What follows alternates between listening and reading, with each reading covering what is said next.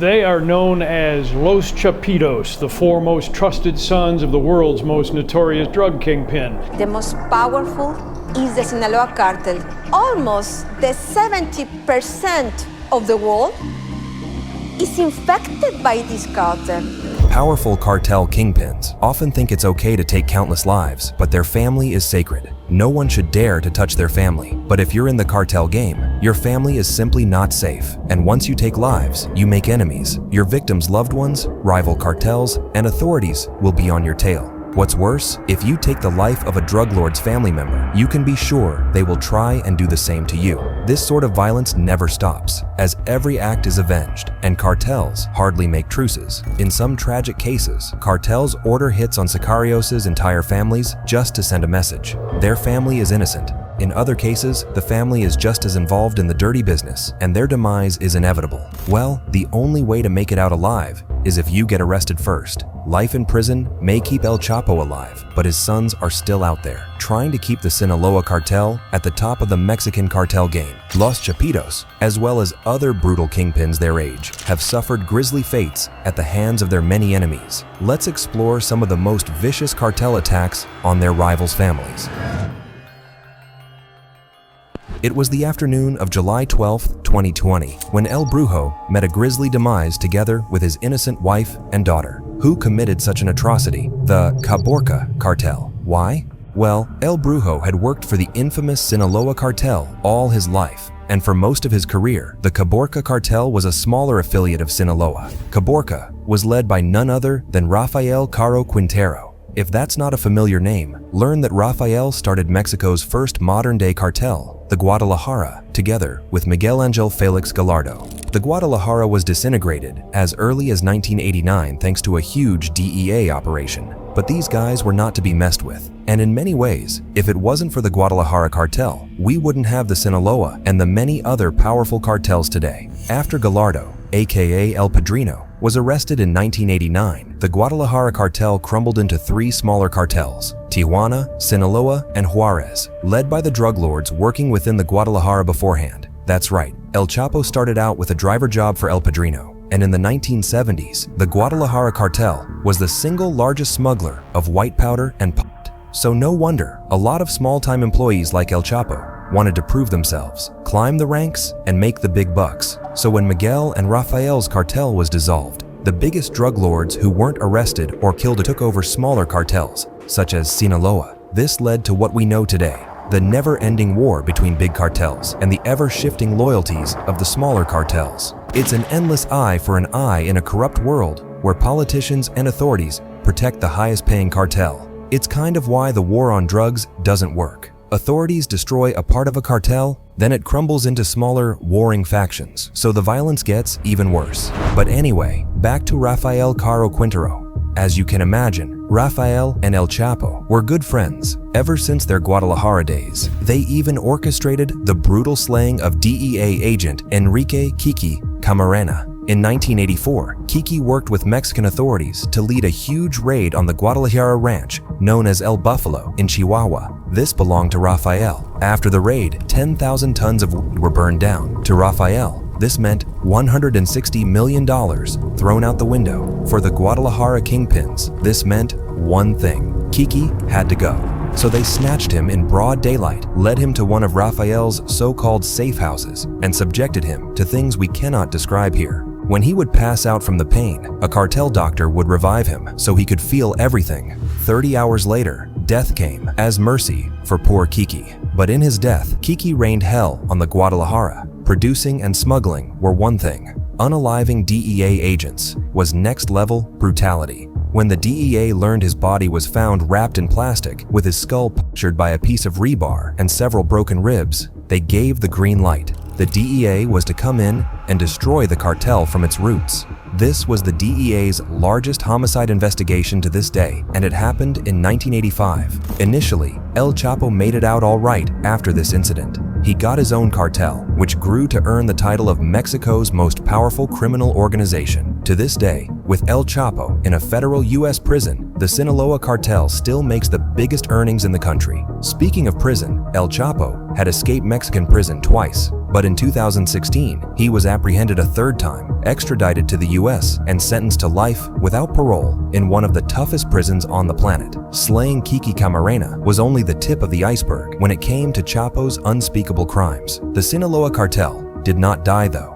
It was passed on to his 4 eldest sons, known as Los Chapitos. As the I-Team has reported for several years, federal drug investigators here in Chicago consider El Chapo's sons in charge of the Sinaloa Cartel that remains this area's largest trafficker of heroin, cocaine, and methamphetamine. Another faction of the Sinaloa was ruled by Ismael Zambada, aka El Mayo, El Chapo's former right-hand man in the Guadalajara. This did not sit well with Raphael Quintero though. In 2016, the Caborca cartel was working with the Sinaloa against the rising CJNG. But around that time, Raphael's nephew, Santiago Eduardo, was unalived by Sinaloa sicarios. The motive is unclear. But in the cartel world, it's not unheard of for members of the same team to off each other. Cartels are a vengeful world filled with men with fragile egos. Some take a life, even for feeling disrespected. When Raphael heard the news, it was the last drop.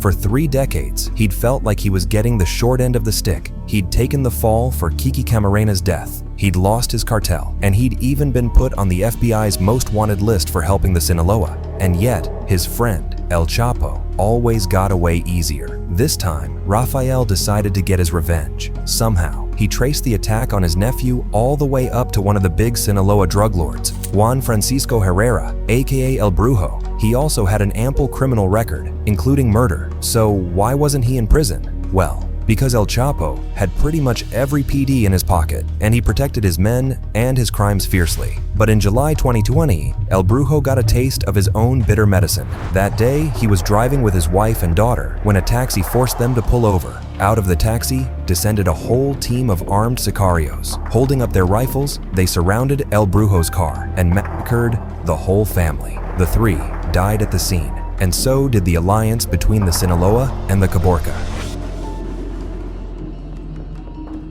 A month after El Brujo and his family were savagely unalived, another cartel family tragedy happened. On August 13, 2020, Cesarilo Fuentes was riddled with bullets and left to die in front of his home and his family. He died at the hands of Los Chapitos. Cesar was the son of Amado Cesarilo Fuentes, known as the Lord of the Skies. So, what was the beef there? Just like Raphael, Caro Quintero, Amado Carrillo worked closely together with El Chapo at the very beginning of the Guadalajara cartel. In fact, he earned his nickname because he was the first to use cargo planes to transport El Padrino's tons of white powder. This was happening at the same time as the Medellin cartel in Colombia. And yep, it wasn't long before the Lord of the Skies was sent down to Colombia to work with Pablo Escobar, establishing a $1 million relationship between Colombia and Mexico. Amado also worked closely with the Arellano Felix family, who would take over the Tijuana branch after Guadalajara crumbled. And when that happened, in 1989, Amado Carrillo took over the Juarez cartel. It was a $25 billion empire at the time of his death on July 4, 1997. Much like most drug lords, Amado had been training his sons to take over his cartel after his demise. One might even call that grooming. After all, the training involves criminal knowledge and heavy desensitization to violence. Anyway, in the 2000s, Amado's sons, including Cesar, entered an all-out war with the Sinaloa over the El Paso smuggling route. Now, this was happening not long after Amado's death, and authorities were still protecting his sons after they had received oodles of bribes and threats. However, as time passed, authorities could not ignore their piling crimes. Eventually, Cesar's older brother, Vicente, was arrested on a slew of narcotics charges. Cesar was left between a rock and a hard place. Without sufficient power to face his rival, the Sinaloa took over El Paso. His brother was no longer there for advice and protection, and at the same time, the Jalisco New Generation cartel was ganging up on him. These are public banners put up by the CJNG, naming him as an enemy of the cartel. So, Cesar went low-key for almost a decade. In 2018, he used the remainder of his power and money to release his brother Vicente from prison. Then, he had his other brother released, Luis Fernando Carrillo. Perhaps he shouldn't have. Not long after, Luis was arrested again after his name was connected to the murder of Sonora model Ambar Dolores. And then, in August 2020, Cesar himself was murdered in Navolato, Sinaloa. That morning, he noticed a dubious car stationed outside his home. Worried for his family and his own safety, he attempted to flee through the garage. The sicarios inside the car saw him and immediately got out of the car, armed with huge rifles. They gunned him down in front of his garage. Cesar fell to the floor, still struggling to stay alive. His family would watch him die, helplessly and desperate. By the time the paramedics arrived at the scene, Cesar had passed away and the cartel car had driven off. Cesar's death made it to the news, and authorities claimed it had been orchestrated by Los Chapitos. Simply put, in the eyes of the Sinaloa Cartel, his death had been a long time coming. Perhaps his decision to release his brothers was seen as a threat that had to be eliminated. But hey, don't think the Sinaloa Cartel lords never suffered for their crimes. The cartel world is a vengeful world, and this goes both ways. Since El Chapo's 2016 arrest, his sons have only grown the Sinaloa Cartel, with brand new labs and a hard push on producing and transporting as much fentanyl as possible. Los Chapitos are responsible for the horrors that are happening in the US right now because of the most destructive drug on the market, and they're most likely making their father proud. El Chapo liked to get his hands dirty, and he had his sons watch these horror shows from a very young age. They learned cruelty and sadism from their dad. But here's the thing, there was a fifth brother, Edgar Guzman Lopez. He was only 22 years old when he was gunned down in a parking lot on May 8, 2008. The story begins with Gonzalo Inzunza, aka El Macho Prieto. He was born in 1971 in Sinaloa. Not only was he born into an area known for crime and poverty, but his childhood was also ridden with tragedy. Gonzalo was the son of drug trafficker Rene Inzunza. Exposed to violence and high-risk jobs, Rene was unalived when Gonzalo was still a child. Gonzalo didn't steer away from this world though. Much like Los Chapitos, instead of being scared off, he was attracted by this dark world and wanted to make the big bucks, just like his dad. Plus, he already had that vengeful blood in him. He'd seen his father die. Now, he wanted to unalive his father's rivals. He was only 19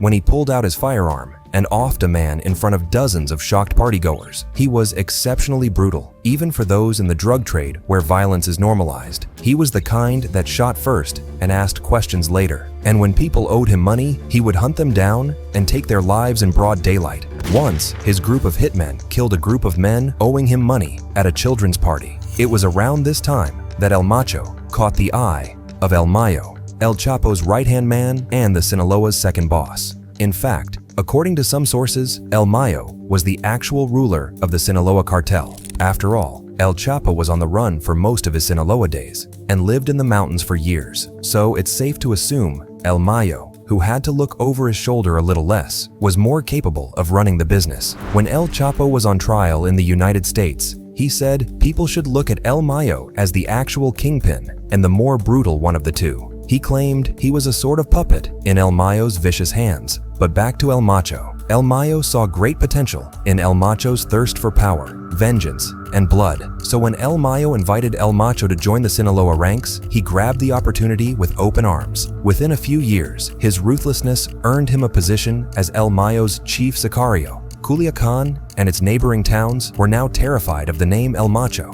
Look at him the wrong way and you got a death sentence. According to Mexican authorities, El Macho was personally responsible for north of 80 murders during his time in Sinaloa. Among these, 80 were a dozen police officers. He had no regard for human life, and he took particular pleasure in taking the lives of those on the right side of the law. This made El Macho a big target for the local authorities, but for a long time, he was one step ahead, and it wasn't the authorities who would put him behind bars, as he made one fatal mistake and got a death warrant from El Chapo himself. One time, 2 patrol cars entered his territory to arrest one of his sicarios. That's when El Macho's gunmen ambushed the cars and forced the officers to call their boss. When the boss arrived, El Macho personally attacked him and confiscated the officers' weapons. He then declared his territory off limits from any law enforcement whatsoever. Then, in 2002, the Federal Preventive Police intercepted a convoy of sicarios, including El Macho himself. But El Macho was ready for this. The shootout that ensued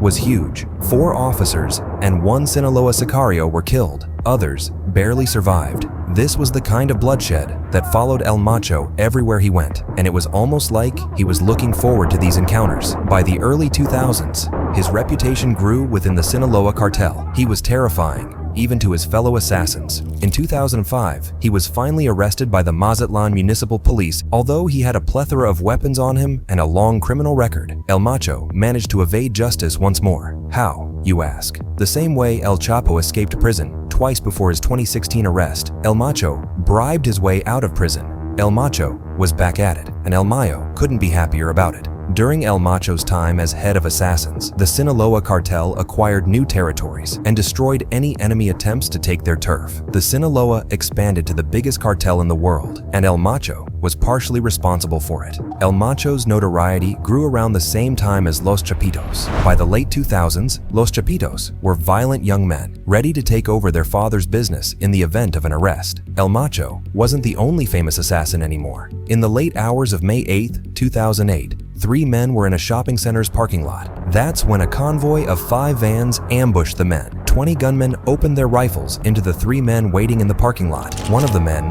was Edgar Guzman Lopez. In a few weeks, he would have been 23. Now, he was lying on the ground in a pool of blood. He'd been shot 500 times. Imagine how El Chapo felt when he heard the news. Many drug lords believe they can take as many lives as they want, yet nothing could happen to their own families. To this day, there are 2 versions of what happened that night. The first version tells the story of an ongoing war between the Sinaloa and the Beltran Leyva cartels. In January of that year, Alfredo Beltran Leyva was arrested by the Mexican army, and this was a huge blow to the cartel. The other bosses suspected El Chapo of foul play. Perhaps he'd pointed the police in Alfredo's direction. Alfredo's brothers decided El Chapo should pay in the same way they suffered, so they sent their best sicarios to kill one of his most trusted sons. But that's just one version. The other version tells a much stranger story. Reportedly, the sicarios who destroyed Edgar and his friends were led by El Macho himself. So why did the Sinaloa's man kill the Sinaloa boss's son? It turns out a simple but tragic case of mistaken identity.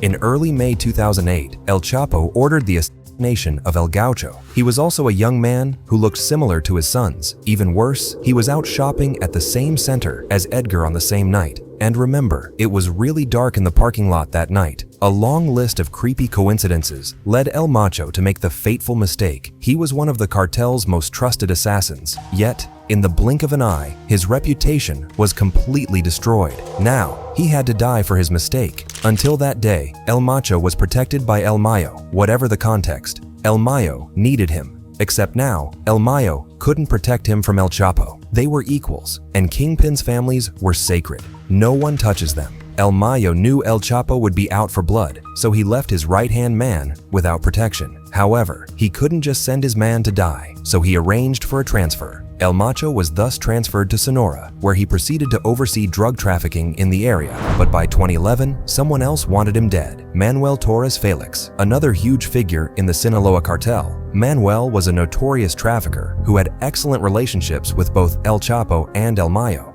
And at the time, he was also El Macho's boss. El Macho might have been on the run from El Chapo, but old habits die hard. Around 2010, he unalived someone without getting the go-ahead from his boss. Manuel was furious. When he put a hit on Macho's head, Macho fled once again, this time to Baja California. However, he continued to live in constant fear of getting caught, arrested, or offed. He knew Manuel and El Chapo had men everywhere, and if they gave the go-ahead, he would be gone in an instant. In 2012, Manuel Felix Torres lost his life in a shootout with Mexican soldiers. For a brief moment, El Macho felt like he'd dodged a bullet. He'd amassed a shocking amount of money off a long list of crimes, but instead of becoming a calm and calculated boss, he remained the mad dog that he always was. As you probably know though, when you off people, you make enemies. And El Macho had been doing this for 2 decades. His day of reckoning was coming. As El Macho got more powerful, his behavior only got more violent and erratic. El Mayo became concerned. El Macho was becoming a problem, and he needed to be eliminated. However, this wouldn't be an easy job. After all, El Macho was a notorious assassin. He'd led dozens of groups into battle, and he knew the Sinaloa tactics all too well. In fact, he'd created some of them. El Mayo knew he couldn't just bring his men into an open fight with El Macho and his men. It would not end well on his territory. Instead, El Mayo phoned the Mexican government and shared El Macho's location.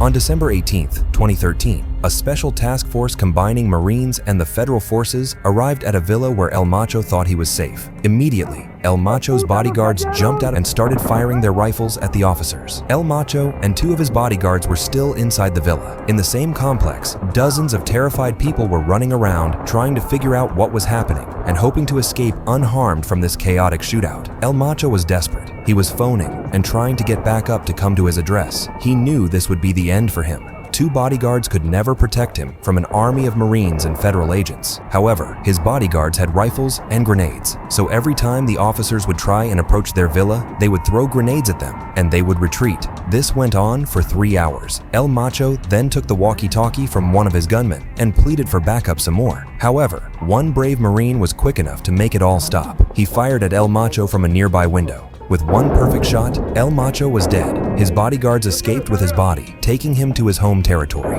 It was one final act to show their devotion to their fierce boss. Authorities confirmed El Macho's death later that day. It was a great victory for Mexican authorities. They'd been out to get them for at least 2 decades. El Macho's death might have felt like a huge victory at that moment, but in the grand scheme of things, it's the natural ending for any drug lord or cartel assassin. Whether they like it or not, most of these people end up in prison or dead. Even El Chapo knew this. While he groomed his sons to become Los Chapitos, he knew they would have to take over his job when he got arrested or unalived. It's an eye for an eye for an eye for an eye. And drug lords are reminded time and time again, their family is never truly protected from harm. Will the violence ever end?